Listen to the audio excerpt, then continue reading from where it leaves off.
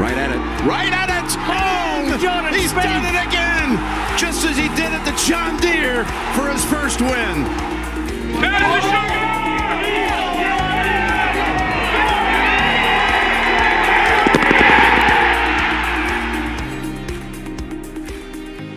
Alrighty, welcome to the first ever episode of the Go Get That podcast. All three of us are super excited to get this going, and we can't stress enough how lucky we are to have the platform to do this. I'm joined by two other Spieth accounts on social media, Spieth Tracker, who is only on Instagram, and Spieth Analysis, whose Twitter account is always breaking down the stats for me, considering I always lack in that category.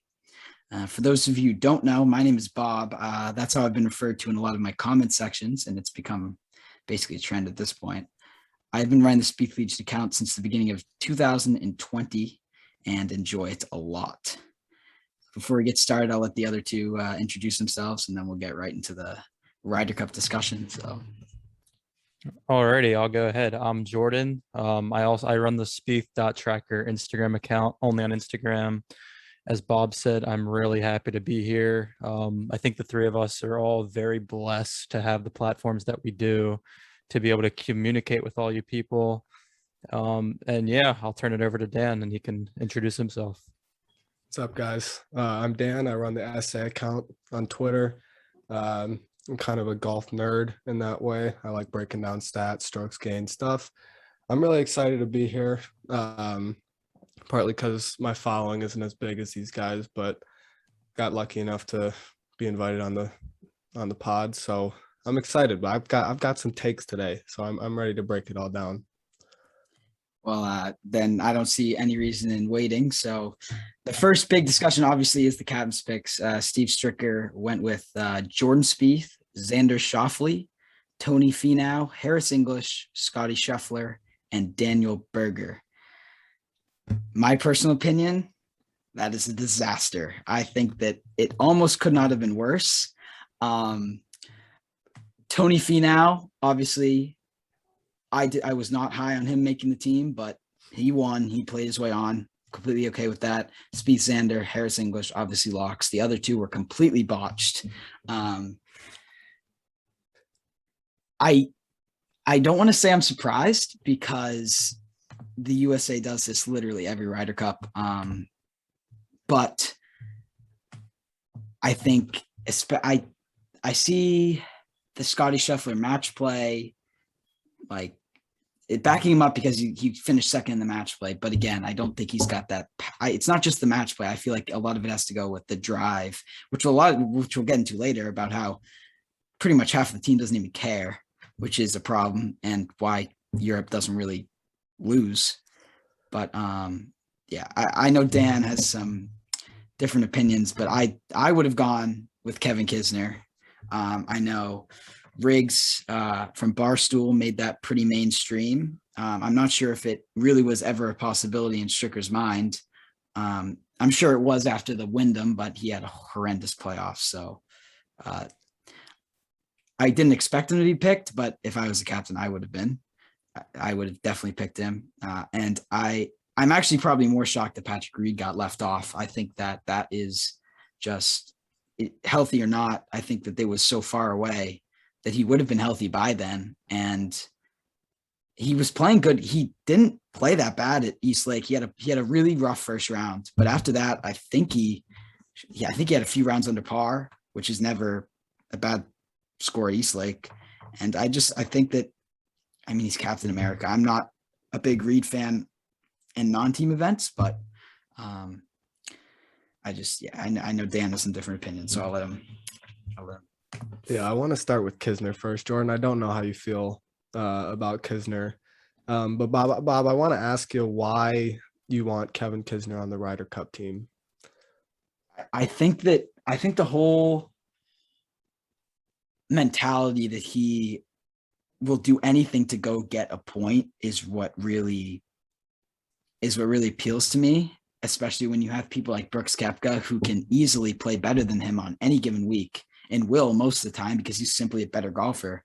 But if you have someone, I feel like having an event like this where it's not individual, if you're not going to have someone who wants to be there, I mean, Kevin Kisner is a great putter, which is a Ryder Cup. I mean, the Euros are known for having, great putters, and that's why they win. I get that it's a long course, and I will concede that is a big thing for Stricker to look past if you picked Kisner, but the thing about Whistling Straits is that it's not a bunch of 600-yard par fives and 480-yard par fours. There are a lot of long holes, but there are also a lot of short holes. And I feel like if you put him in an alt-shot format, he could be really good with a player like Dustin Johnson, because I think that I'm not sure exactly what the numbers are, but I'm pretty sure about half of the holes are less than what a normal par four, par five, par three play. And even the par threes, that doesn't really even matter. I think that the biggest fear for Kevin Kisner is the fact that he can't get it out there on the par fours. But to answer your question, I think that putting someone who will go out there and get a point no matter what, I feel like that's a big component to why we've been losing 7 of the last 9 Ryder Cups. I think that's totally fair. But who would you leave off to put Kisner on the team then? I'd probably say Berger. Again, Scheffler's tied second at the match play, or what was solo second. He lost in the finals. That gives him enough. I still would have picked Reed over him, but if they had to pick either Reed or Kisner to go on, I'd probably knock Berger off. Berger hasn't played. I mean, he's played well, but he hasn't won since Pebble. I don't know. I haven't really seen his name on the top of the leaderboards much this summer. But he has the gameplay style that you want on the Ryder Cup. He just doesn't have that. A lot of it's emotional, and he doesn't really have that spirit that I see come out during a round of golf. But yeah, I mean, I'd leave off either two for Kisner if I had to. Okay. I get where you're coming with that. Jordan, before I go, I want to hear your take on Kisner, because Bob and I have talked a little bit about this in the chat. But I'm curious as to what you're thinking about it. Cool. So I'm anti-Kisner, so it's 2v1 here against Bob.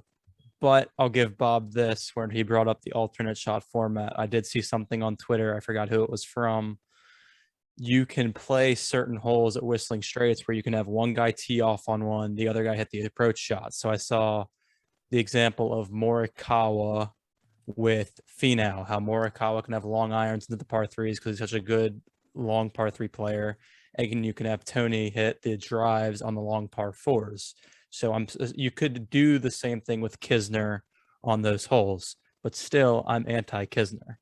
I think if he had a good playoffs, I would have been more pro Kisner, but I think all three of us knew that 4 of these guys, Finau, Spieth, English, Xander, were locks. They were locks. They were 100% They were locks. Yeah. So it's between 2, and I'll let you go in a second, Dan, but I'll give my thoughts on those 2 because I think the other 4 are they're pretty standard.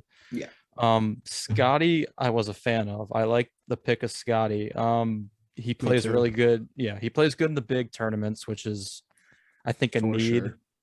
Sure. And I think he's got some flair to him. He hasn't really won anything, but I appreciate the flair. We'll get into later who I think Jordan could play with other than JT, and maybe the Scotty might be a name that comes to mind. And then Berger's the only one I'm pretty iffy on. As you said, Bob, he hasn't won since Pebble, but I kind of knew it was coming. I think Daniel Rappaport put out an article saying that he was going to get picked. So I kind of knew it was coming on that morning when Stricker announced, but I'm just kind of iffy on that one. He hasn't played great golf. Like Kevin Na. I probably would have taken Kevin Na over Berger, but I can live with Berger, I guess. Yeah, I can live with him. I don't. A lot of people don't like him because of his putting stroke is the putting. I actually like Berger. I'm much higher. I like Berger in regular events over Scotty. I'm not a huge Scotty fan, but I like Berger. I just don't think he's the right fit for this team. And going back to Patrick Reed, he's the one who I thought should obviously Kisner morning of captain's picks being made, whatever that Wednesday was, Kisner was not going to be picked. Like, as much as I think he should have been, Stricker was never going to take Kisner. Like, he'd finished, he miscut at the Northern Trust. He finished almost dead last at the BMW. So he was not going to be picked. I think Kisner knew too. He had no chance. Yeah, after the playoffs. Him, but I think they interviewed him the week he won. What week was that again, guys? The Wyndham, the week before the playoffs. Yeah, when he won Wyndham, I mean, they even went up to him after his round, and he was like, he didn't sound he sounded like he knew he wasn't getting a pick. Yeah. Regardless of what happened in the playoffs, unless he won one or two events. But yeah, I think he went on the 4Play pod after too, celebrating, and he said, "Yeah, I think I need a good playoffs to get in." I mean, obviously he wanted to be picked, but so my main thing with Kisner, and this kind of goes to Na as well, even though I kind of like Kevin Na over Berger, because I feel like Na was playing some really good golf, not just at the Tour Championship, but before. And then obviously walking in putts makes people, feel, they just feel defeated after seeing a dude walk in a 20-footer like that. But the thing that I came back to for especially Kisner and Na was course fit. And I know course fit, some people don't like that argument, but Steve Stricker has the ability to set up the course in the way that he wants. That's a good point. That's a fair point. I saw a tweet from somebody that he's already widened the fairways on 2 or 3 par 4s, and one of them's a par 5. And he's added rough around the greens. He's done stuff to make it fit the team that he picked. Yeah. And if you're going to widen the fairways on an already pretty long course, it to me, it makes sense to pick guys like Berger, like Scheffler, who hit the ball out there really far, right? Because if Kisner's just going to hit it the same distance that he always hits it, it's a fair argument.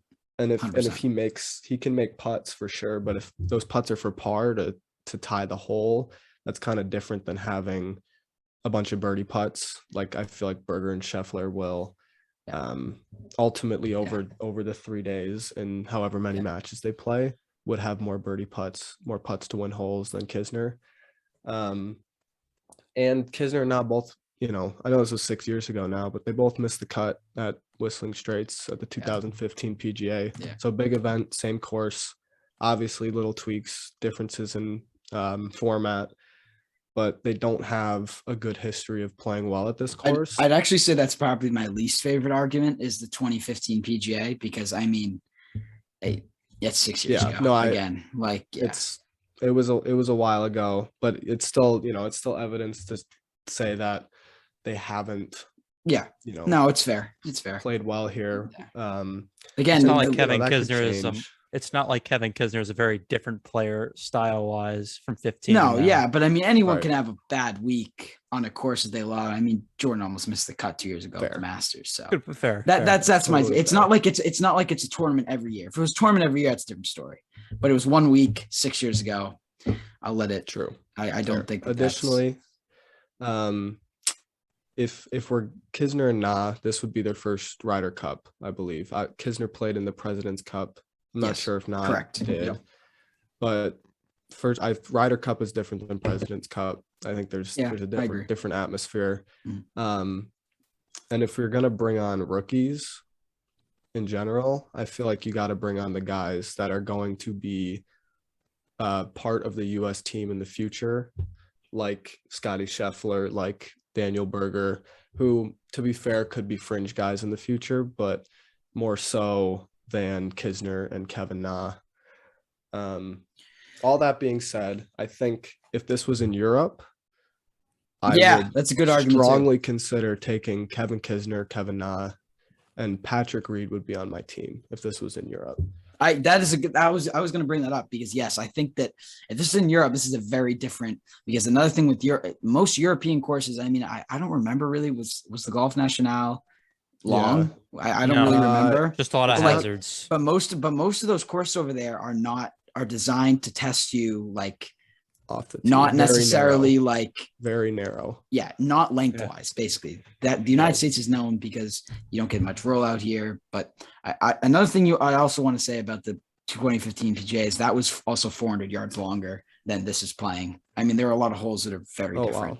Wow. So yeah, it was playing about 7,800 in the PGA, and it's like I think 7,400 that they're playing it for this.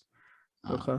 But again, I don't think that that's a great argument. But again, going back to Patrick Reed about it, he said he would be on your team in Europe. I think that's the one that really shocked me because he is Captain America. He is not a rookie. He is not what we think Kevin Kisner could be. He is what Kevin Kisner is in our mind. He is that guy that pumps up the crowd, that clutches up when he needs to get a point, that always basically is that guy that you think of when you think of the Ryder Cup. He's Captain America.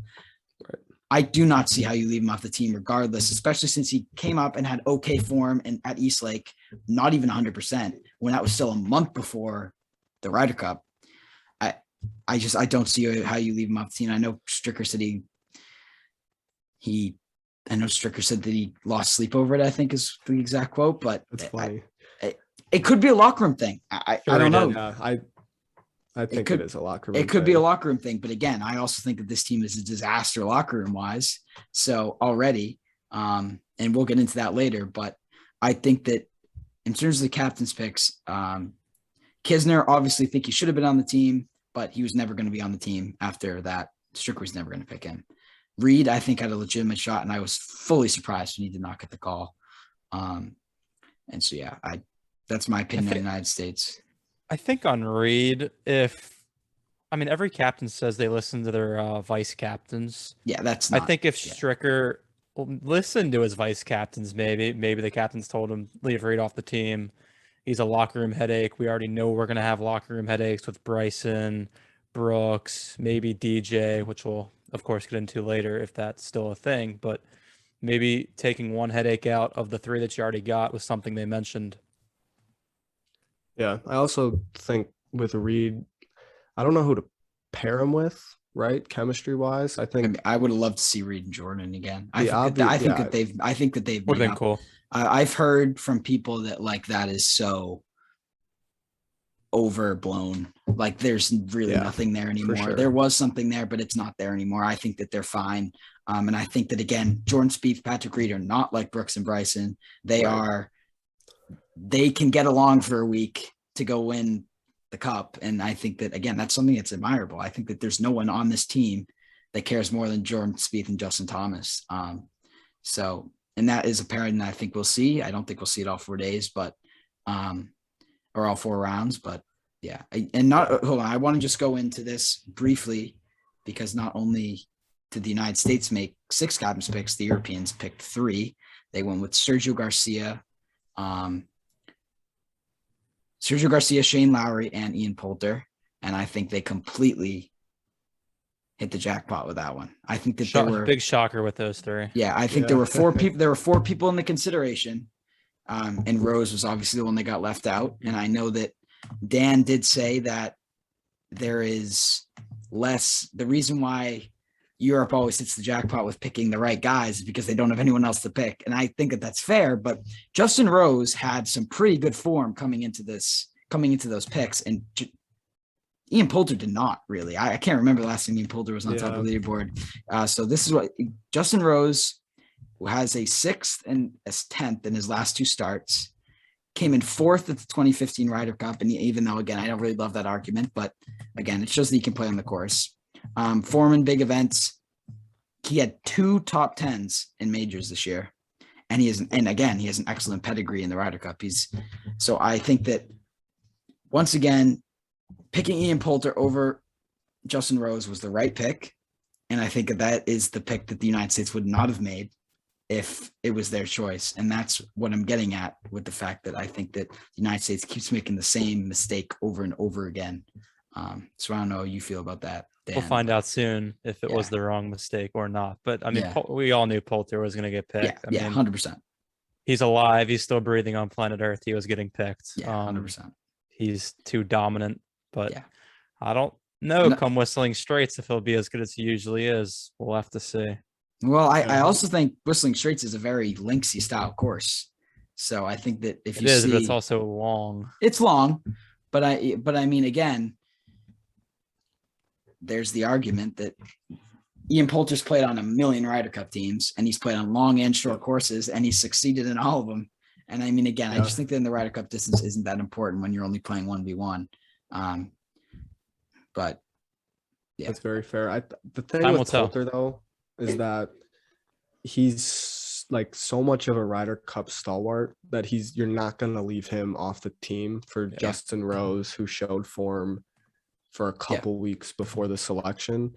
Agreed. And I guess that would be Poulter. Reed is kind of the US's Poulter in a way. Yeah, I agree. 100%. Except he's a headache in the locker room, and without Spieth, he's not good in team play. He hasn't won a team play but he's great in singles.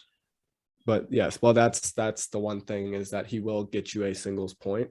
And I'm looking at it now. Poulter has not lost in singles, I don't think. I don't think he has either. There's someone who hasn't won. He's 5-0-1.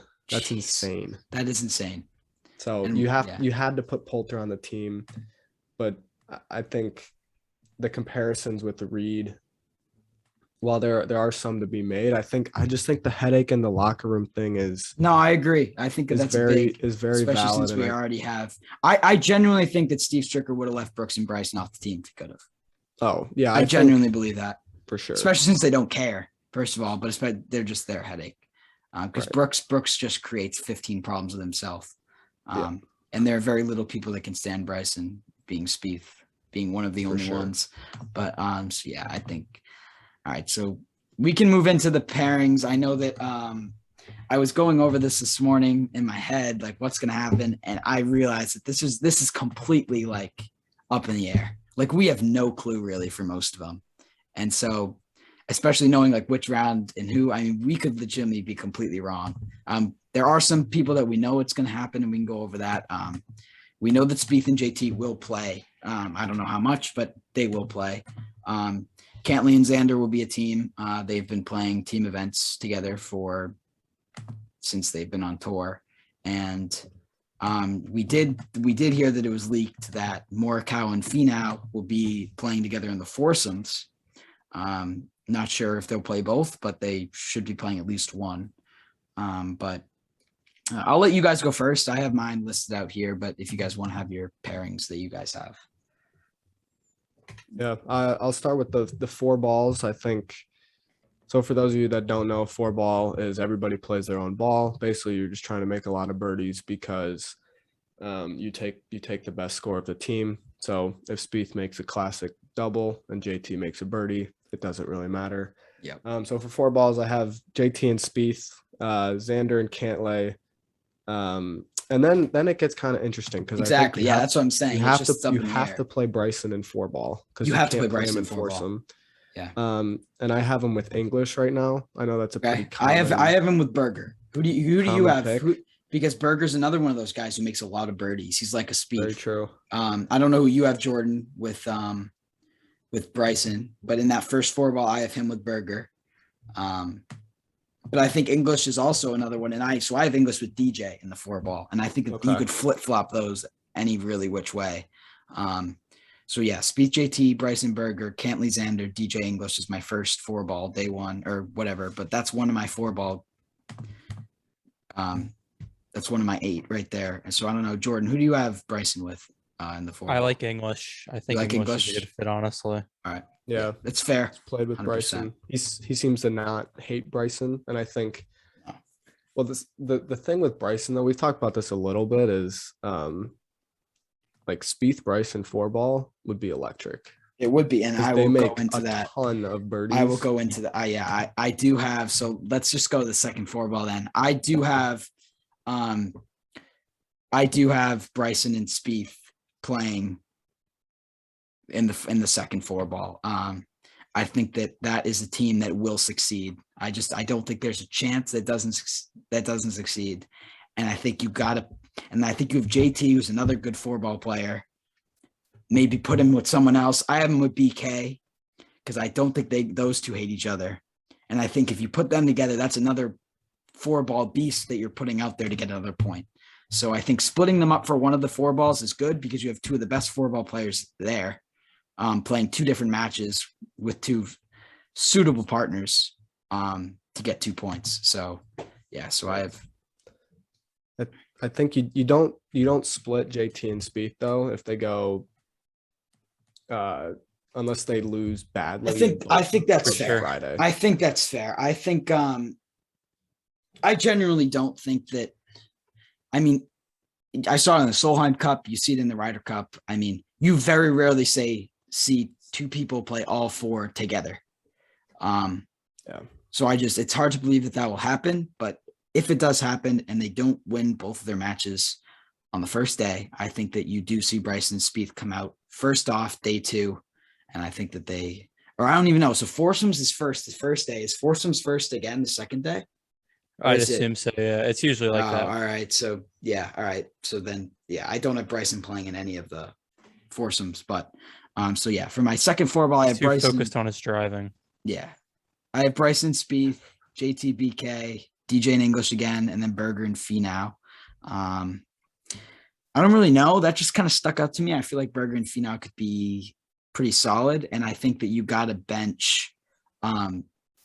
I feel like no one else is playing all 4 besides Spieth and JT. So I think Cantley is going to sit that one out, and then Cantley will play the other 3 with Xander. But I think JT, Spieth are definitely playing all 4, and 100%. just 100% Friday. JT and Spieth are playing on Friday. Yeah. If they play both sessions Friday and they win both sessions, I just don't see them being split up. For sure. think that I would be agree. Yeah. the stupidest thing Stricker could do. I mean, if they go 2-0 Friday, I see Mollywood, Fleetwood, and Molinari, just the American version. They'll play Saturday as well, but we'll see. I actually didn't. I didn't predict any of the European pairings. I haven't really looked into that much, but yeah, Mollywood will obviously be a recurring theme. Yeah, I have a semi-bold take. It's actually kind of bold, but I think if Colin Morikawa is healthy, which we don't really know, I think Finau Colin, which is one of the confirmed pairings. Yeah. I think they'll start in foursomes on Friday. I think they'll be the new Fleetwood Molinari of this year. It's a bold take, but I think if Colin's healthy, they will run through people. I don't think Morikawa is the form right now. Yeah, I think that's bad probably worries me. I think he's really injured. And I think that if he doesn't play well that first day with with Finau, and it's bothering him, I don't think we see him again till singles. I think Finau sounds cool though. Yeah. It does. The thing with Colin that is kind of worrisome, we know everything that goes on with Brooks for the most part. It's all out there in the public. We haven't heard anything about Morikawa. No, yeah, we have we definitely. He's there though. Yeah, he's there. Oh, it's the Ryder Cup. He's definitely going to be there. But I mean, the lack of knowledge is definitely worrisome. Yeah, and we saw it Sunday at the Open. He steps up when he needs to. He will make putts when he needs to make putts. Yeah. So I'm more optimistic on Colin than I have been since I found out about the back injury. Yeah. He's had some time off. Yeah. In the long term, I think he'll be a really, really solid Ryder Cupper. I actually want to talk about that more in a little bit about Morikawa and how his injury is going to linger, because I mean, we don't know how serious it is at all. But you can tell it's something's bothering him. But I do want to bring up, I think that Brooks and DJ may be paired, because I think that there's something to be said about having that type of non-chemistry together. I just don't think you can do it. I would love to see Stricker, if it was 4-ball, I would love to see Stricker first out Bryson and Brooks, but it will not happen because they despise each other personally. They get TV ratings with that though. I don't think DJ and Brooks despise each other personally. They were best friends 3 years ago. Yeah, they played together in Paris. Yeah. So I think we see that in one of the alt shots, because they're genuinely consistent. Yeah. You think it's you think Stricker rolls out DJ Brooks for a foursome? For a foursome, correct. Okay. Yeah. That's interesting. Because I was thinking the guys that I'm rolling out for a foursome is JT Spieth, Xander Cantlay for sure. They're a 100%. good foursome 100%. pair. They're Finau perfect. Collin. Yeah. And then I think I like Berger English to me. Okay. Sounds like a good foursome. Yeah, Like I agree. They're both very steady, Yeah. very consistent. Yeah. And they seem like they could feed off each other. But then you're kind of leaving DJ Brooks. They're not getting a ton of matches, and maybe that's good for the team, but I don't know how they're gonna handle that. Yeah. DJ would like care. personally. Yeah. I mean, I think Brooks might care that he's not playing, but he doesn't care about the result, if that I mean, he makes certainly any doesn't sense. care about his teammate. So Yeah. I mean, do we want to get into that now? I mean, he said some interesting stuff today. Okay, so I think as a whole, the distraction/injuries on the United States team is a big worry. I mean, there's so many. I mean, I saw a tweet that had like 15, like a list of 15, like Brooks versus Bryson, Brooks versus DJ, Brooks versus himself, Bryson Morikawa versus back. I mean, it's just like there's so many distractions. So before we move into the Koepka and Brooks stuff, I want to talk about Morikawa a little more because I do think that I'm really interested where this happened because Morikawa was lights out with his irons at the Open. Yep. And there was no sign of an injury whatsoever. I'm not even sure if he played after that until the playoffs. The Olympics. Okay. So I didn't watch the Olympics. Did he have any I think that's where I don't know who reported it, but I think that's where the injury popped up, even though he played really great on Sunday and got into that bronze medal playoff. Yeah. So it's been 6 weeks since then. So, well, that makes me feel a little bit better. The problem is 3 of those weeks he played. Yeah. Which just further injures it. And I think that if he was 57th going into the FedEx Cup race, he probably wouldn't have played, especially the Northern Trust. But if you're one in the FedEx Cup, you have to at least give it a go. I mean, $15 million is a lot, especially for someone like him who's not set for life like Brooks, DJ. I mean, actually, he's won 2 majors, so he probably is. But you know what I mean. He's not a multi-billionaire yet, so he obviously wants the $15 million. But no, I think that that's probably the least of our worries, given everything else that we have going in the locker room right now. But yeah, so Brooks Koepka, for those of you who missed it, on in Golf Digest, had a lot of quotes that drew very multi-sided opinions, including saying that he would rather take naps than go to a team meeting, which is what stuck out to me because that just shows the ultimate he's team player. But yeah, so I know you guys have some opinions on that, and I have also some very strong opinions, including how that affects Bryson. But so. Yeah, go ahead. Major champion Paul Azinger also had. I saw that. Yep. Saying that if he doesn't want to be at the Ryder Cup, then he should relinquish his spot, which I agree with. I mean, so Brooks Koepka, we have no knowledge of him actually being at Whistling Straits yet. No. Which is we have 11 of 12 there. 11 of 12 is there. And I don't care if you are on your deathbed. You need to at least be there. Like if you're healing, heal there. Like you're on a team. If you don't want to be there, don't go. But don't that's a pretty strong thing to say, especially since it's not like he's got COVID and he's sick. He's got, what is it? Is it his back or his knee this time? It's his knee, right? I think he'd rather be in Florida than Wisconsin. He'd rather be in Florida than Wisconsin, which is like, I can see understandable, but I can see how that would piss off a lot of his teammates. For sure. So yeah. Yeah, Brooks is, man, it's like he's never been on a team in his whole life.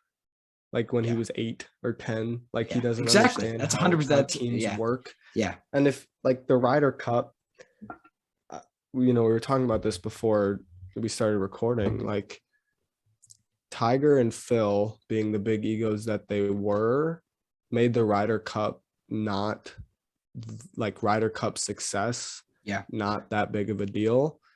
And Brooks is kind of the next, not generation, but the next like golfer in the, wave of golfers coming through the Ryder Cup. That is like, whatever. I don't really care. And playing for your country. That's in a global event. It's a privilege to be there. That's the peak. Yes. That has to feel. And I remember reading this somewhere. Someone said this, that has to be the peak in sports. That has to be your goal. I mean, to play for your country, that is, in most sports, it's the Olympics, but anytime you can wear your flag, no matter the country, that's just a complete privilege, as you said. And I will be the first to say, I'm not a Brooks hater. I don't dislike Brooks. No. I don't want him anywhere near this team. I think that's bad for the team. I think it's bad for our chances to win. Bad for Bryson. I don't even think he's playing that well right now. Like, it's not like he's playing out of his mind. Yeah. He hasn't really played that well since the waste management. And I just don't see anything there that makes me want to have him on the team. No, he doesn't want to be there. Why don't you go ask Billy Horschel, Kevin if you don't want to be there, give it to someone else. To be there. They would be dying to be there. So. Exactly. And I don't like Billy Horschel or Patrick Reed, but I want them both here instead of him. So I mean, they want to be there. They want to be there. If you got to put someone there that wants to be there. And I get, you can say what you want to say about the Brooks and Bryson rivalry and how it's like there's a lot going on there, but Koepka legitimately seems like he's so selfish that he literally will bring down this event like without even knowing. Like he just is completely focused. Like bad vibes. He brings horrible vibes. He's not even there. He's not even there. Bring bad vibes if you're not there. Actually, he's not even there, and he's bringing bad vibes. That's what's unfortunate is because like he's a 4-time major. He has the most majors in that locker room, and he could have a very powerful voice. 100%. And he chooses to share that voice with the media in negative tones. And I think and I respect that. I respect him being very honest to the media because I actually really enjoy hearing that because especially what he said, and I want to touch on this, what he said in Golf Digest about Tiger, about how he's going to catch Jack and Tiger. I love that because that's a mentality that every single player on tour has. Mm-hmm. First of all, every single top player, it's that killer instinct. Jordan Spieth 100% thinks he's going to get to 18 majors. And that's just like the mentality you have to have. And so the fact he's saying that, I really respect that. I enjoy hearing that. I enjoy hearing his honest opinions. It's not the fact he's saying it. It's the fact that his opinion is bringing down other people. So I really dislike the fact that he's going to show up to Whistling Straits most likely tomorrow or maybe even later this week. And he's going to be so behind. Late. That's late. He's going to get there he's going to get there after Europe. And everyone else is going to be in sync, practicing together. And he's just going to show up. It's going to act like he doesn't even belong there for the first week. And it only is 1 week. So how do you deal with that? And that must feel horrible as like a player on the team who's been there practicing, working with the team. And they just said this guy acts like he's the end all be all walking in a week late. Yeah. Well, I fully don't support him becoming late. I guess the one, like from a Team USA fan standpoint, the good thing he played well there in 2015. I know we talked about course history. He T5 there at the PGA in 2015. So that's at least a little bit of a saving grace. Not that it's any excuse to show up as late as he's showing up, but at least he's played there. It gives me some confidence. The problem with Brooks Koepka in this event, though, is that we've seen Brooks Koepka in a major when he cares versus Brooks Koepka at the Travelers, or Travelers is a pretty big event. So I'm not gonna go with Travelers, but versus him at the 3M Open, not giving anything. He doesn't care at all what happens. No. We've seen how he doesn't play as nearly to the standards that he could play when he doesn't care. And the fact that he's not going to care playing on this team is a big problem, because how are you supposed to maximize your potential if you don't want to be that, if you don't want to win? So, Right. Yeah, I think it's interesting that he doesn't care, because this I do is too. like one of the big events on the schedule, and he could, like, I think Stricker's just got to throw him out in 4-ball and say, go beat this dude, right? Yeah. Go beat your partner, right? You don't have to like who you're playing against. Go beat him, and that'll help him get points, and maybe he'll drink something out of the trophy later or whatever. But like, man, it's disappointing, because It's very he could disappointing. be a really good Ryder Cupper, and he just doesn't. And I think just the doesn't most want to. disappointing point is the fact that he's taking a spot from someone who really wants to be there. Facts. Exactly. I mean, that's so. It's like something happened a few years ago when when Matthew Wolf withdrew in like the second round after shooting 85. He's taking a spot of a Corn Ferry guy who could have got in, and just acting like nothing's like he's taking the spot of someone who really wants to be there. Right. And I get it's not the same thing, because obviously the Corn Ferry people are playing for their lives because of how little money they make. And I get that it would just be another big name, but the Ryder Cup's a big deal. And I think that another thing I want to touch on was the fact that I think Tiger kind of brought down the hype of the Ryder Cup, because of the fact that he is probably the worst Ryder Cupper ever, and no one really looks at it in his resume. So, which I get, because in terms of team play, because it's not just him. Yeah. It's not just him, which is really what you look at in terms of Ryder Cup. It's not, I mean, anyone can win it. Singles just match play, but I think that I think he'd care a lot more if his resume reflected how well he played. But again, it's really disappointing. And not only as a fan, but as a player, if you were a player, I'd be really disappointed that someone who's there that doesn't care and is openly saying that he doesn't care is taking your spot. So that's my I appreciate his honesty, but if that's I appreciate his honesty, but if that's don't be there, just give it to someone else. Exactly. 100%. If he doesn't care about the Ryder Cup, so be it. I have no disrespect for that, but if you're going to then take someone's spot, that's where I have a problem. That's my problem. Yep. Yeah. Little side note, Billy Horschel, I think, should have got more Ryder Cup attention. I mean, I think like Billy Horschel. I think it's a locker room thing. Yeah, he won match play. He's a known this year. He just won again in Europe somewhere. I mean, yeah, he didn't get a lot of credit for it. But I'm not complaining that he's not on the team, because I think with Billy Horschel, he's known on tour as like that guy, like that little pain in the behind, which is he's a crazy guy. Which again, locker room. We have a lot. I mean, our locker room is a disaster. I've said that word too many times, because that's the only way to describe it right now. I mean, it's horrible.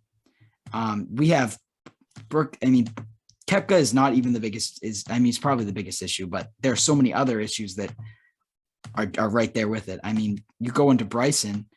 I know we want to talk about this, the long drive championship. Oh, I mean, I'm a Bryson fan. I'm a big Bryson fan. I will say I am not very high on his. I have no problem with him playing the long drive championship the weekend. It's after the Ryder Cup. It's not before, so that's fine. Do whatever you want. Where I do have an issue is where he's ruining his hands before the Ryder Cup to get better for the long drive championship. So I do not hate the decision that he's playing in the long drive at all, but the fact that he is hurting his chances at the Ryder Cup to like get better for the long drive, that's my problem. Yeah, I gotcha. I'll keep it very simple with my opinions on Bryson going to the long drive. Mr. DeChambeau in his Team USA appearances has a record of 0-4-1. He is focused on the long drive championship just as much as he is in preparation for the Ryder Cup, having a 0-4-1 record. I mean, that's an eye opener. Yeah, I agree. That's mind boggling. He has not won a single match in a team competition, yet he's so worried about this long drive competition that he's not going to have a chance of winning. Not even close. Like dedicate your time to representing your country and maybe actually winning a match. Which really surprised me because Bryson loves playing for his country. He said in an interview before the Olympics, he absolutely he's a patriotic guy. Like he enjoys wearing red, white, and blue. So it really surprises me that he is doing this. But I think that go ahead, play in the long drive championship. Do not care, but don't hurt your chances to get your first point. I mean, he's never won a point. You bring that up. I mean, that's a bad look. It's a bad look, I will say. I mean, it's so funny. It's just so Bryson too. Like it's so Bryson. Yeah, I agree. And it is. Jordan, you bring up a good point that he's never he has half a point in the Ryder Cup. And like this is a great chance at a course that I think fits him pretty well to go get easily. He can rip driver all over the place. 2-3 points. Yeah. And kind of maybe changing the narrative a little bit as like, oh, he's kind of likable, and as long as he doesn't say anything stupid to the media, right? But he had a big chance this week, and I feel like he's spending a lot of time just and stuff that just speed training and his centripetal force or whatever's going through his head. Like, I don't know. I mean, he for sure. Yeah, I agree. I think this week too. Yeah, I think that the Brooks Bryson. I don't know which one's a bigger distraction. I'm probably Brooks because Brooks has other problems, but I have a problem with both. I think that for 2 weeks in the off season, there's no big events coming up. I mean, yeah, you gotta focus for 2 weeks, and I think that I do have a problem with. I do. There's also got to be other long drive events coming up, right? Like this can't be the only long drive contest that he could have chose to participate in. So I think it's the World Long Drive. It's a big one, but I mean, it's not the point. And I'll go on the record. I went on a little rant there at the beginning about the 0-4-1 record. I fully believe Bryson DeChambeau will win his first match at the Ryder Cup. He's playing 100%. Really good golf. As you said, Bob, he's really patriotic, and it's a course that fits him. So I think he gets his first point at Whistling Straits. I think Bryson is a very good Ryder Cup. And I think that I think that he knows he will, and I think that's why he's doing what he is doing. I don't think if he actually thought that it would hurt his chances, I don't think he'd be doing it. But it's a bad look, and it's a bad look not only to the media but to the people in the locker room. Right, and that's where the problem, because then it's like, where are your priorities at, man? Like, and that's I'm excited for him this week because there's a couple. There's like the first green he could drive. Yeah. And just in general, like he's a really good putter. He makes a lot of putts. Yeah, and that'll play well here for sure. So I think Bryson has a good week. I mean, he'll only get tops 3 matches. There's no way I see him in foursomes. But no, not a chance. Yeah, because you just can't. You can't. No one in the world on that team. No one in the world has ever played the style of golf that Bryson DeChambeau plays, and it's impossible to put someone in the position of playing shots from where he usually hits them.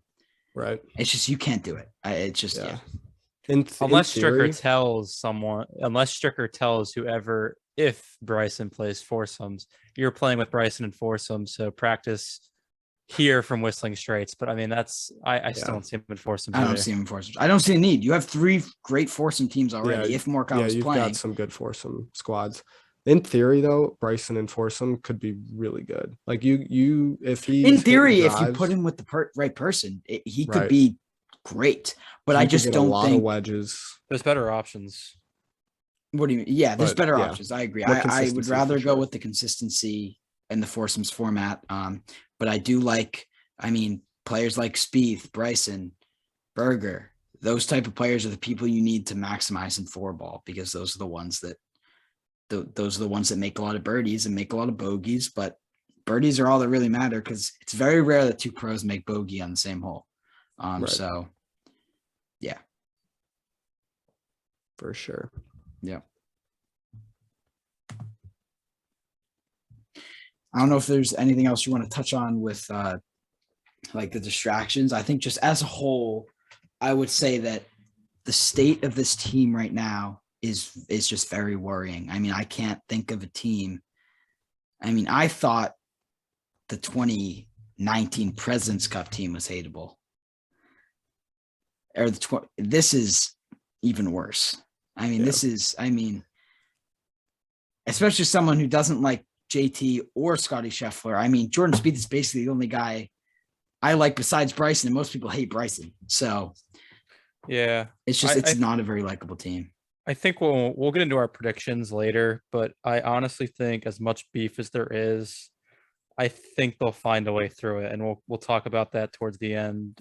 We'll give our predictions and everything. But while I think there's a lot of beef in the locker room, it's frugal. There's a lot of issues in it. There is so much talent on this United States team. There is. So I'll leave it at that for the time being. No, I agree. I agree. Well, we did have some people send in questions. I know, Jordan, you had some too. I'll go first and read the ones I got. A lot of the questions were things that we already covered, so I'm just gonna skip over those. Like the pairing. I got a lot of pairings questions and stuff, so I'll skip over those. But so let's see. I'll go through key parts to winning the cup back. We can just go around. I'd say Bryson needs to have a good Ryder Cup. Spieth needs to win at least 3.5 points. Yeah. If he plays all five, he needs to win at least 3.5 points. And who else needs a big cup? I think we need to see either Berger or English, like one of those bottom, like people that no one's really talking about, have a good Ryder Cup. I think we need, those are the three people. I think we need someone who's not being talked about much, and we need Bryson and Spieth to have a good showing. Yeah, I specifically the last one, the guys that just got in on the number, basically, they need to play respectably. And my big one, especially after watching the Solheim Cup, we better not be losing holes to par. I do not. Oh, 100%. And another thing, we need to win the first. We need to go out and Stricker needs to. That was our biggest mistake in the Solheim Cup. We put someone out. I don't know what we were thinking, putting Lexi Thompson out first. But Lexi played well on that Sunday, even though she played well, she she was 3 down through whatever. And that's not, you need someone who's going to go out there and win holes. So I don't know who that is, but we really need to win the first, or we need to at least be up, because again, seeing red on the scoreboard is what the players want to see. It gives them a lot more. Yeah. And I'll go with Dan just said. I mean, I love the idea of JT going out first. He showed he's capable of it in Paris. If he's on his game, I send him out first on Sunday, but we got to get through Friday and Saturday first, and we got to get off to a good start on Friday. And just going back to what I first said, I do not want to see us lose holes to par. It is frustrating. It is annoying. 100%. Yeah, I think the U.S. wants to win the cup. They have to hold their own in foursomes. Four ball, we'll make a lot of birdies, but Europe is a really talented foursomes team. Yeah, that's very true. Very true. And that's how they win the cups. Along with this was interesting. I think No Laying Up talked about this in their Ryder Cup preview, but in 2018 at Paris, Rahm and Rory got 3 points, and it was it was Molinari and Fleetwood. Molinari got 5, Fleetwood got 4. I think maybe Sergio got 3.5 or 3 or something like that. So like Bob, you mentioned, we need guys like a Scheffler, a Berger, an English, somebody to get 3 points, maybe 4 points, to be a surprise and really kind of, step up. And we also need nobody on, like, we don't need a Poulter 5-point week. That would be tough to overcome. I don't see Poulter playing all 5 though. No, but I mean, no if he way. gets rolling on Friday morning and they just That's keep rolling true. him out, Yeah. it's I don't see anyone on besides Rom on the European side playing all 5. Maybe I bet Rory. they If probably Rory's playing roll well, maybe Rory Rory. out there too, Possibly. but, Yep. and then just I mean, Rom's gonna get 4 probably. Yeah. Like he's just playing so well right now. So He's a robot. He's we're just gonna have to, like, I feel like that's just kind of a lock. Him and Rory will get their points, but we can't be letting guys like Bernd Wiesberger or Exactly. Yeah, that's what happened in the Solheim Cup. Nelly Korda was losing to no names. Like we can't Yeah. have that happen. We cannot have that happen. I agree. right. Shane Lowry can't have a 3 or 4 point week this Agreed. week if Yep. we want to win. Yep. And I think on Sunday too, just got to get off to a good start. Yeah, I think 100%. Yeah, took care of that though. He Yep. took care of Rory in Paris, so Yeah, that was big. that would be a good spot for Reed, but we'll see. Yeah. Yeah, I got a couple more things real quick just because they came to mind. Yeah. Regarding the foursomes, I think not only, as Dan said, is it's important, I think Whistling Straits is really going to help us because foursomes in Paris, we were hitting it all over the place. Mhm. You can do that at Whistling Straits. Yep. So I think that'll help us a lot in the foursomes. And yeah, we need guys that are a little down the barrel to play well. Just hold your own. Another thing, or I want to add on to. No, go ahead. So in the foursomes, I think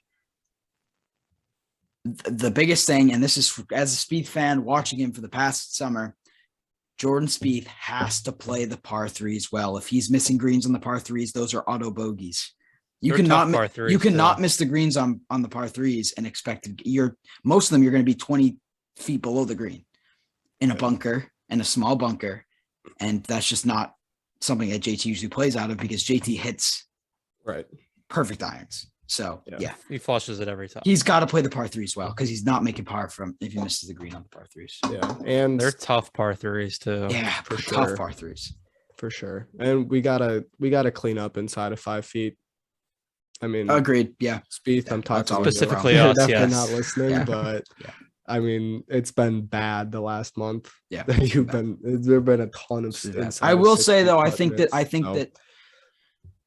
think that the baby was definitely a distraction. I do not think it will be as much this week. I think that he really cares about this more than the FedEx Cup. I 100% believe that. Yeah. I think he said it himself. I think that he's going to put the baby aside for this week. I truly believe that.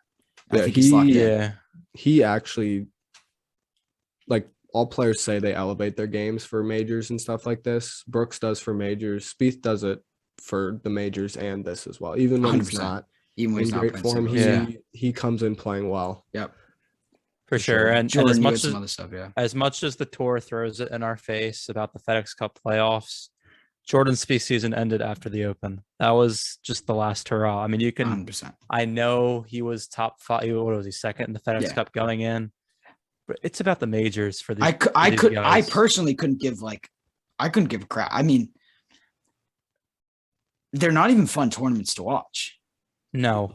I mean, I was there at the BMW, but yeah, I mean, they're not major tournaments to watch. And they moved the first one to Southwind too. Oh, that's horrible. That'll be fun next year. And I'm sure in future episodes we'll go around the tour schedule and just completely lay it on some of these courses because I mean TPCs are owning it. Right, East Lake's a really cool course, I think, but I think they have to narrow the starting strokes, 100%, or else it's just it's always a 2-man-ish race, but.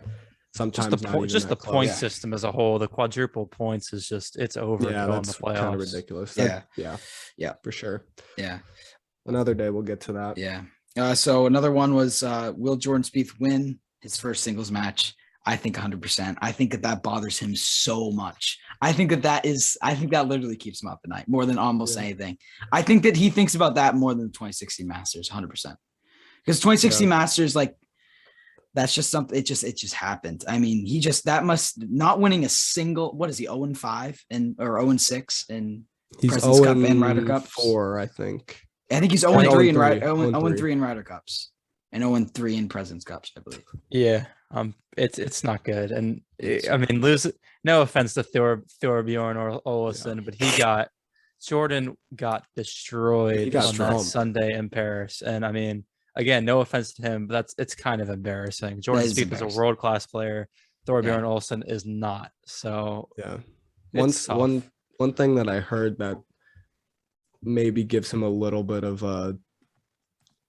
takes a little bit of pressure off him, or not pressure off of him, but just like sort of an excuse, is that playing all four, like playing 36 holes 2 days in a row before the singles can sometimes be kind of tough. Like that's a lot of golf before, the big singles match. And I think the last 2 Ryder Cups, he's played all 4 before the single. So, he's probably pretty drained by then, but that's can't be that drained to, have Thorbjorn Olesen beat you 5 and 4. Yeah. There's a lot of adrenaline pumping at the Ryder Cup too, especially on home soil. Yeah, I agree. True.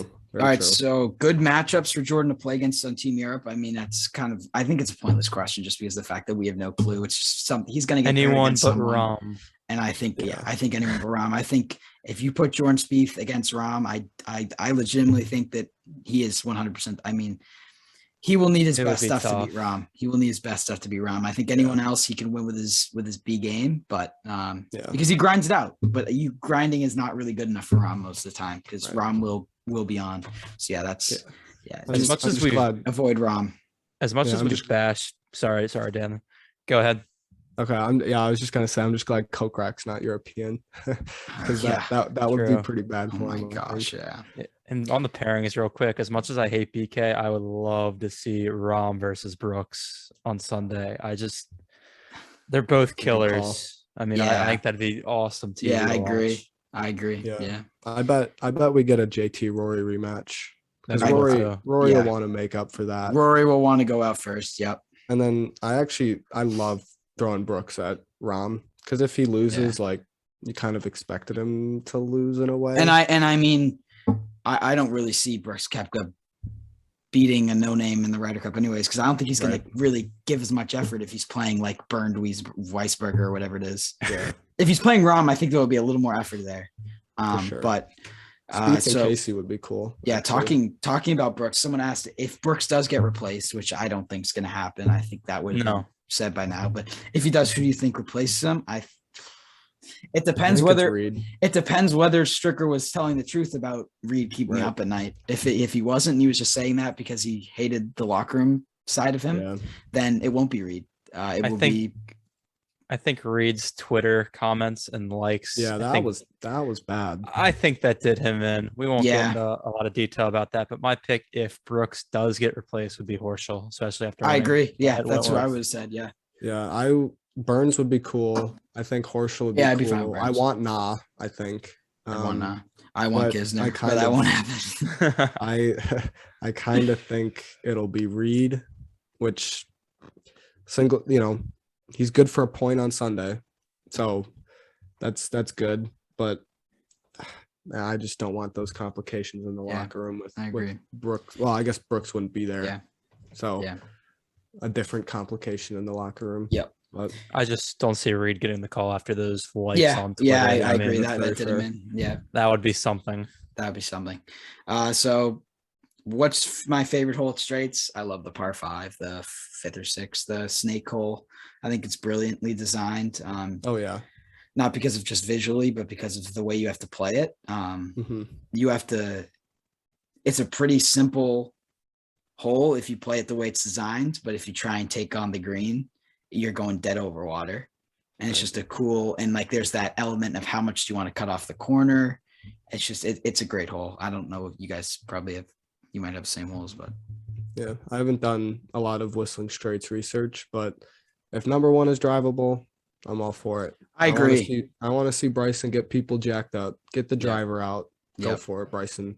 Yeah. And if what's that par 5 or 6 or whatever, if that's kind of like number 6 at API, and I want to see how much Bryson can cut off of it. So it's like a snake. So like if you hit it down the fairway, you'll probably have 300 yards to the green, 260 yards to the layup, but it's straight right. So like it's like a snake. So like you can't get to the green off the tee, but like the more you cut off, the better angle you have and the less club you have in. If you want to search it up right now, it's the 5th hole. So I believe it's very likely- similar to the par 5 at Bethpage. What's Okay. that one? Is that 11 or oh no, that's 4. maybe 4. Yeah. Yeah, it's a little Yeah, so different, it's- but So you can get your third shot could be somewhat of a longer wedge. yes, exactly.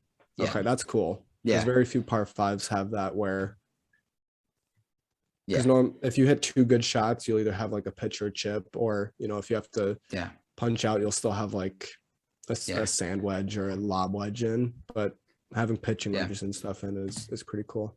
In the Ryder Cup, who will play all 5? Spieth, Rahm, Justin Thomas. That's all I have. That's the only I'm people I throwing have. Rory in there. Okay. I put Rory Rory will in play. there, and then it depends. If Spieth and JT both play poorly Yeah, that's on true. Friday, they probably sit out a session on Saturday. But it's so dependent on just how they play. But Yeah, I yeah, if agree. they're playing well, those Yeah. are the only guys I think if they're playing well, they will play all 5. Right. Well, Yeah. I mean, I could see Xander can't like if they get rolling on Friday morning, Xander and Cantlay, and you roll them out, foursomes, 4-ball, and they Yeah. just keep playing well. I could see them play 5. Yeah. More Cantlay than Zender, in my opinion. But yeah, I don't think they will, but if they're rolling, they're hot. I think Yep. Strick will just keep rolling them out. What low tier names will play well? Like less. I think Weisberger. He's got that vibe that like he's coming out of nowhere. I mean, I didn't even know he was in content. I didn't even know he was still like playing golf until like a week ago. It just feels like it's going to be one of those weeks where he grabs 2.5 points, which is good since he'll probably only play 3 matches or so. But I think English plays well just because he's not even a no name anymore. I mean, he's top 10 in the world, but he's a baller. He played. I watched him literally go neck and neck with Kramer Hickok at the Travelers. He's got it. He's got that it factor. I think he doesn't have that it factor in terms of like big name superstar, but like he's got the golf down for sure. Little vouch here, little side note, but at the BMW he played with Jordan Harris is really cool. He is a really cool guy. So it looks like he is not only a world-class golfer, but he's a class act. He is really kind when I met him in person. Really, that's good to hear. Yeah, I love hearing that. Because I do love seeing those players be people off the course. Yeah, actually, for sure. The guy that wasn't. Go ahead, Dan. I was just gonna say I like Scotty also as a guy that I feel like he just like we said, he just shows up at big events. He had 3 top 10s in majors this year, and I know he hasn't got that win yet. But at the Ryder Cup, you're not gonna individually win it. So if he just does kind of his play well thing for Friday, Saturday, Sunday, he'll get 2-3 points. I guess it depends on how many matches he plays. I don't imagine he'll get more than 3 unless he's going well, but I like Scotty, and then English for sure. For sure. Yeah. You stole my thunder, Dan. I was gonna go with Scotty. I don't know. Is it a Longhorn thing? I don't know what it is. I just think he has that killer instinct. I know he hasn't won yet, but just the way he walks on the course, his facial expressions, just something has me thinking he is going to be a major player at Whistling Straits for the United States, especially on Sunday. Depending on who he plays, if he plays someone on the European team that's just not that stalwart, not that big name, I think he wins handily. Right. And I hope Berger has a good week, because a lot of people were questioning that pick, and fairly so. But I hope he goes out and plays well. I'm a really big Berger fan. I think I've just always really liked him. He's always. I met him at the. I think it was the Memorial, and he was really nice. So he's always rubbed off pretty well on me. I like rooting for him, even though I get the slow factor. But I don't know. I feel like everyone on tour is slower than they should be, and I think that some people get bad raps for it. But yeah, I think I hope Berger has a good week as well. We don't have a signature Spieth moment without Berger either. Yeah, exactly. True. Yeah, very true. Yeah, which is weird, because if he had won that, he'd probably be like in the Danny Willett Coke rack side of our minds, which is like, but I think, I hope Berger has a good week. Another one is, how do you feel about like his game, I think that he's fine. I think that he genuinely just didn't really care about the FedEx Cup playoffs, and that's really where that lack happened, which is not something you normally see from Jordan. But I really think he just he wanted to get to the Ryder Cup and they wanted to get home. He wanted to spend time with his wife. I mean, she's having a kid.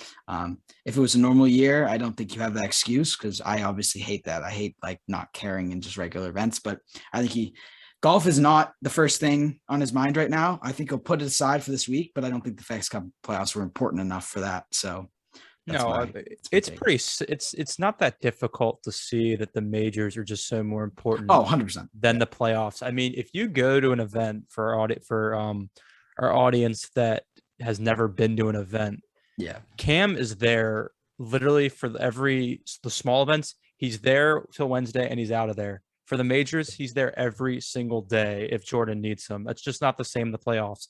When Wednesday gets here, he's gone on Wednesday. Jordan's pretty much alone unless there's some emergency like a Sunday, maybe a Colonial, when he does no clue what's going on. We'll call him in. He'll come help him. But he's gone after Wednesday. Majors, he's there the whole week. Yep. It's just a massive difference in terms of the focus, the preparation, and all that. Yeah. The playoffs need to get fixed. But that's for a different day. But they need to get fixed.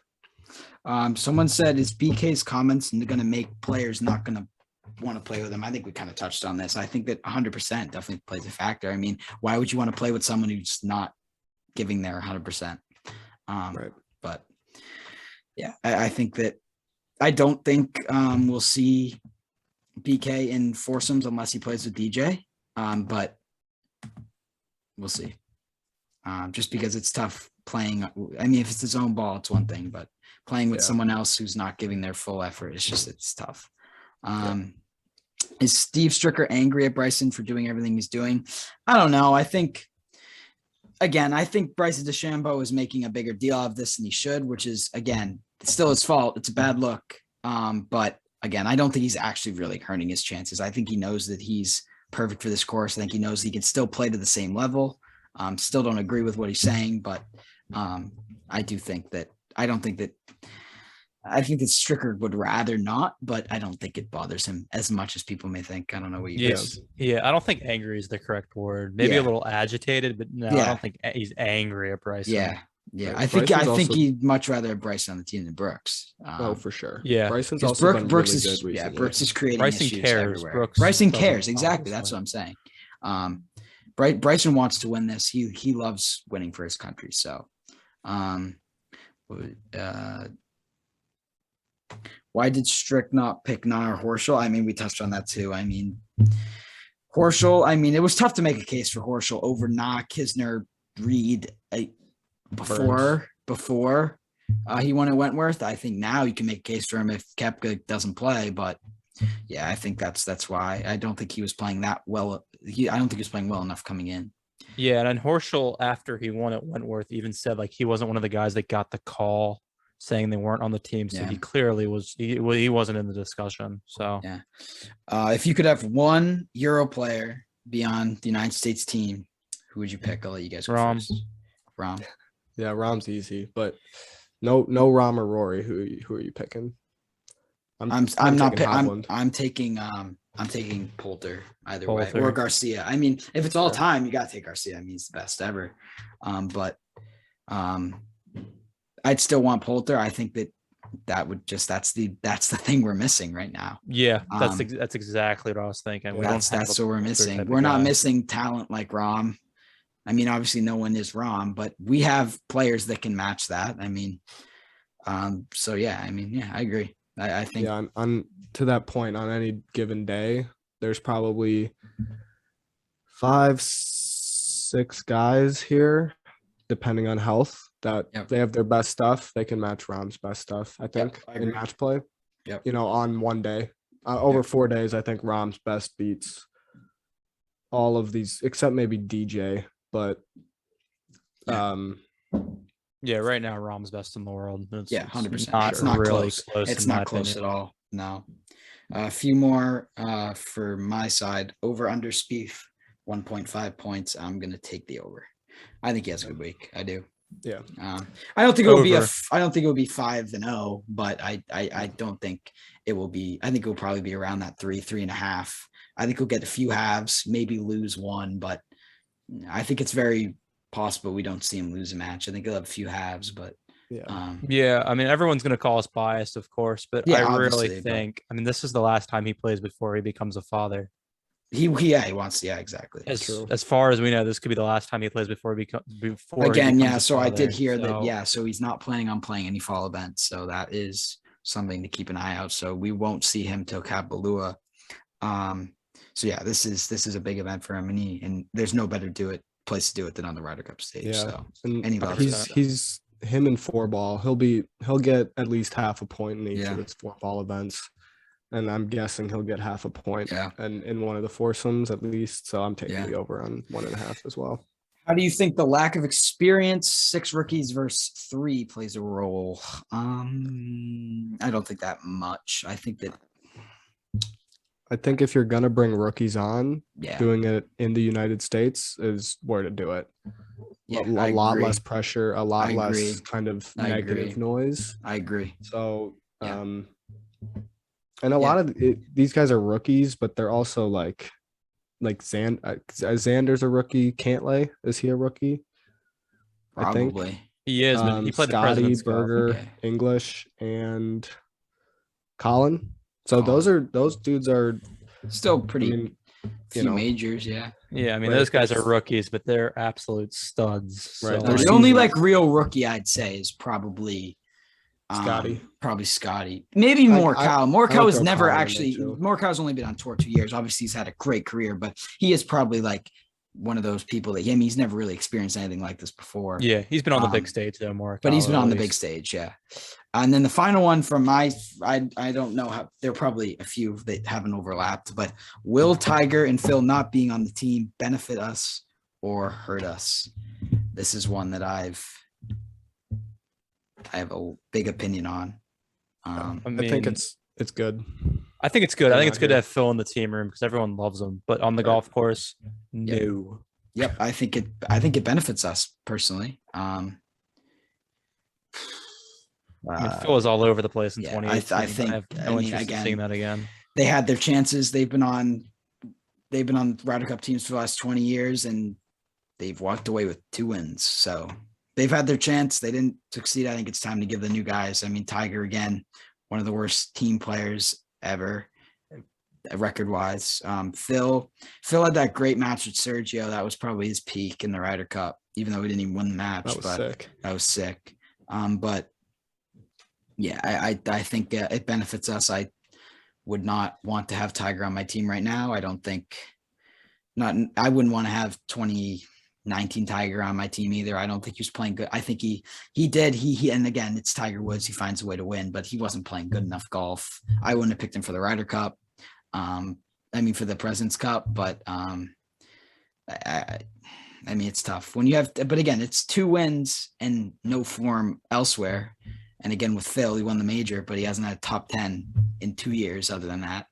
So it's just, it's a mix of, but yeah, I think it's beneficial. It's not only a new era in the Ryder Cup, but it's a new era in golf. I'm praying. I think all 3 of us are praying Tiger gets back to living a healthy life and hopefully playing 100%, golf again, totally, because it's just, I mean, Golf's Tiger better with is Tiger. golf. I am not a Tiger Woods fan at all, but golf is better with Tiger. There's no doubt about that. He gets the I mean, views. he gets the views. He brings the hype. Even I was saying I miss Tiger in majors just because the fact that the one thing I don't miss is Tiger taking up all the PGA Tour live time. But other than that, he brings a lot to the telecast. It's fun watching everyone get hype about him. So for sure. Even I was almost kind of rooting for him at the 2019 Masters, and I am not a fan at all. So I definitely wish him the best. I hope that he gets back to living a healthy life. I know he's done a lot. I know he has not the greatest past, but I also know he's done a lot to really reform himself, which is good to see. So I wish him the best. But yeah, I'm glad. I think it's better for us that he's not on the team this year. Would agree. And that era is gone, basically. All right. So Jordan, if you have any questions that were sent into you that didn't overlap, I'm sure there are a few, but yeah, all my questions we pretty much answered. So if you have any, Dan, feel free to go ahead, or if not, we'll get to our predictions. yeah. No, I didn't get any questions, but I'm trying. I think we covered all. Yeah, the I main think we covered a lot, and I stuff think here, so yeah. So I mean, this is obviously the first episode we're doing. We didn't want to rush it. This has been in the works for a while, but we definitely knew the Ryder Cup would be a great stage to start because a lot of people want to hear our opinions about it. And we're really looking forward to the future. Like I'm sure that this off season there won't be too much to talk about, but we'll talk about especially Jordan's schedule sometime in the weeks following the Ryder Cup because that would be a big thing. And also like just the impact of him not playing a fall season, that's a lot of facts cut points down the drain, which is completely understandable. Baby takes preference, but it does have a big effect. But so yeah, we can get into our predictions. I'll let Jordan, you can start.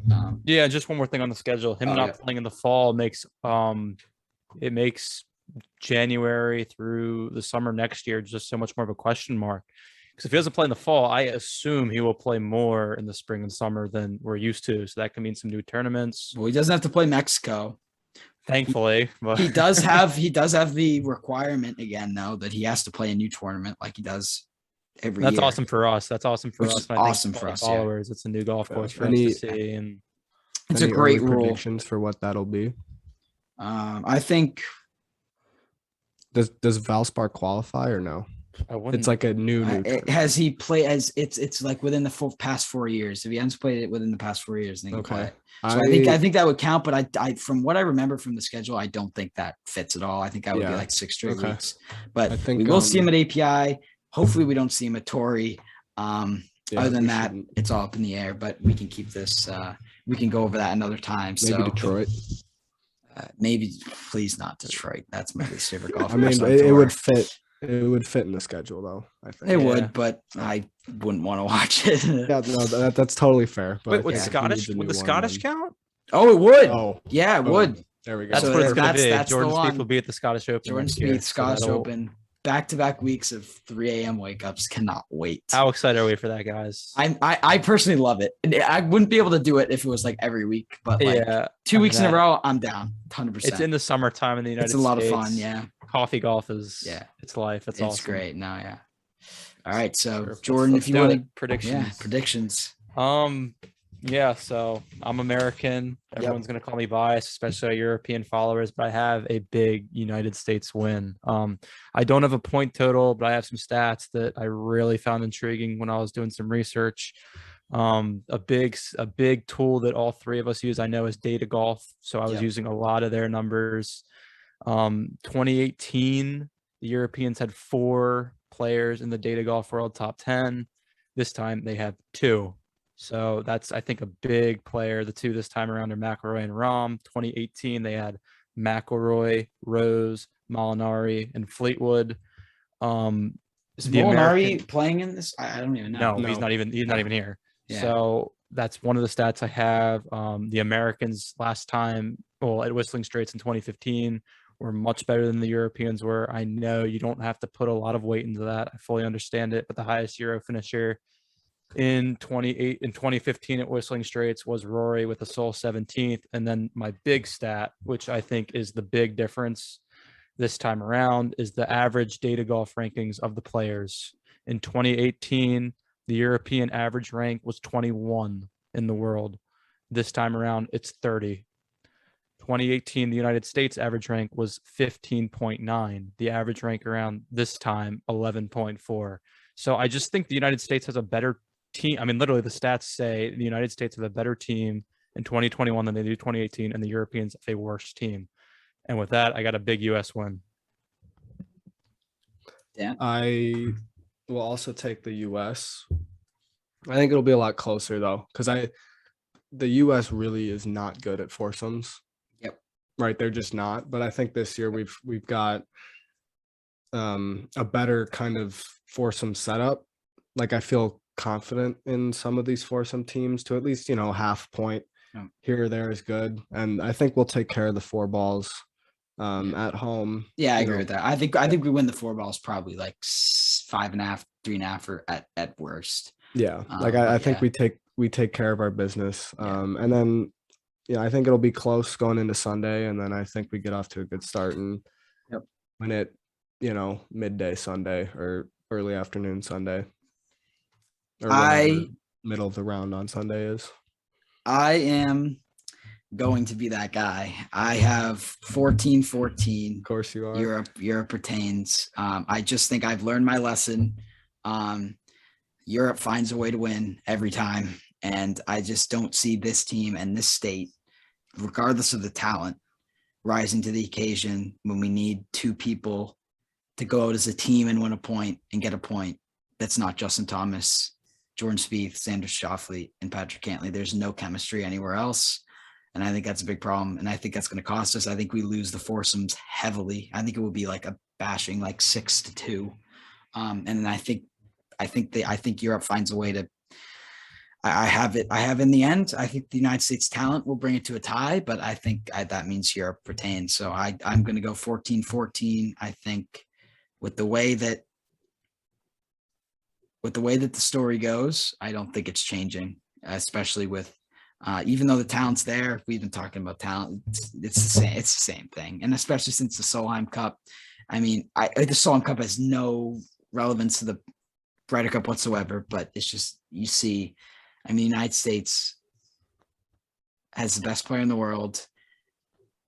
Asians really own the women's side. So it's not even like the top 30 players are in the Ryder Cup anyways, the Solheim Cup anyways. But again, you just saw like the low ranked, like outside top 100 Europeans just found a way to make scores. And I see that happening again this time. I pray to God I'm wrong, because man, I hate seeing us lose.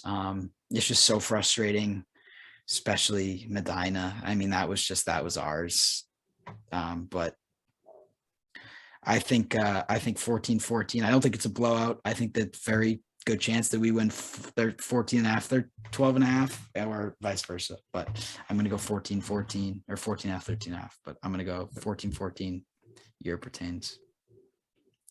Sure. Chemistry travels well, and that's what Europe's got. So yep, it does. We'll get the best of Europe. I think we will get the best of Europe. That's a big thing. And I don't think we will get the best of the United States, but the middle of the United States is still probably better than the best of Europe. So it just depends how bad of the United States we get. Again, I think Brooks Koepka is a big factor. I think he's got to give something. I mean, he's got to just show some effort. For sure. Yeah. Before we go, I just have one closing thought. I know we've bashed on Brooks, but for the other 11 guys on the team, I think especially the guys that are in Paris, they're pissed. I really think they're pissed. Sure. And I know Jordan doesn't use social media, but I know a lot of those guys do. And they see some of these tweets on Twitter saying how the U.S. has lost the majority of the last 10 Ryder Cups. Agreed. I think there's a lot of pissed American guys. They're not tweeting about it. They're not talking about it in the media. But they're pissed, and I think they're going to come to play at Whistling Straits. No, I think that the United States is. Listen, I'm once again not a JT fan at all, just from personal reasons. But I think Justin Thomas and Jordan Spieth are two people that care about this a lot. They really want to win. They are two for sure very American, patriotic guys. They love that fight for the country. And I think Bryson's like that too. And I think Bryson will show up for that. But I think a lot of these guys care, which makes me more pissed that Brooks doesn't. But I do think that we're going to have to win it with heart. And I think DJ is another I mean, DJ just doesn't really care about anything. But I think that, I think we gotta, I agree. I think we're pissed. I think we want to win. And I think we want to win bad. And I think I agree. Revenge. I'm excited to see it. So yeah, I'm excited. I am very excited. I have Jordan for a while. I have Saturday and Sunday completely blocked off, unless I get invited to a tournament, which is not looking like I'm going to, but which is good. I would rather watch the Ryder Cup, to be very honest. It's my favorite event of the year. Always like it better than the Masters. So it's so much fun. So I am very excited. This was a lot of fun. I can't wait to do this again. I know we have a lot of different takes, which is what makes it great. And I know you guys will love to hear it too. So next week, possibly mini short pod on Rahm versus Cantlay. I know that's a big debate. And also Higo versus Zalatoris. Obviously, Zalatoris was the obvious choice, but I do think that there's a case to be made for whose season you would rather have. But we can talk about that another time. That is anything else from you guys? Or No, just thank you guys for listening to this first one. We were really excited to bring it to you guys. I'm speaking for all three of us because I know how passionate we are, and we understand how passionate you guys are about our three respective platforms. So just thank you. No, yeah, and I think another thing to be said, I mean, the support has been really, really, really good. I mean, we got, I mean, I've also noticed that like podcasts, like people listen to podcasts. They don't, I mean, with the exception to No Laying Up and Foreplay, people don't really follow podcast Twitters, but the fact that we got 400 followers, that's 400 people that are going to listen already without the people that just don't care about what we have to tweet. They just care about what we have to say. So that's a big number for a podcast. So yeah, I'm blessed to have the support that I have, not only on my own page, but especially now that we're coming together, because I think we all have, we're pretty knowledgeable on a lot of the subjects, considering how much golf we watch. So yeah, thank you guys. You guys make it possible. We wouldn't be doing this for no one. So yeah, thank you. All right. So that will do it for episode 1. Again, next week, possibly we'll have to see whether there's enough to talk about, but that's it for the Ryder Cup preview. Ryder Cup next week, Whistling Straits, Friday, Saturday, Sunday. We will, both of our accounts, Legion and Tracker, will have tracking on Instagram and Twitter. So keep an eye out for that. And yeah, we'll see you guys next time. Peace.